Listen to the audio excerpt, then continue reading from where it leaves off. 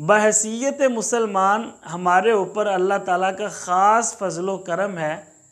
کہ ہمیں رسول اکرم صلی اللہ علیہ وسلم کی ذات اقدس کے ذریعے، آپ کی سیرت طیبہ کے ذریعے ہمیں یہ سکھا دیا، یہ بتا دیا کہ اس راستے پہ چلیں گے تو آپ کو سکون ملے گا، آپ کی روح کو اطمینان ملے گا۔ اگر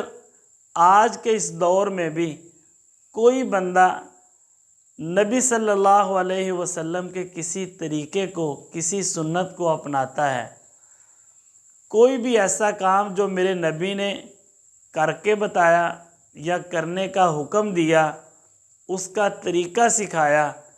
کوئی بھی بندہ اس طریقے کے مطابق کام کرتا ہے، سنت سمجھ کے کام کرتا ہے، تو پھر ایک تو نیکیوں میں اضافہ ہوتا ہے، اللہ تعالیٰ گناہوں کو معاف کرتے ہیں، اور دوسرا انسان کو روحانیت نصیب ہوتی ہے، انسان کی روح کو اطمینان ملتا ہے۔ تو اگر آپ اپنی زندگی میں سکون چاہتے ہیں تو پھر اپنے آپ کو ایک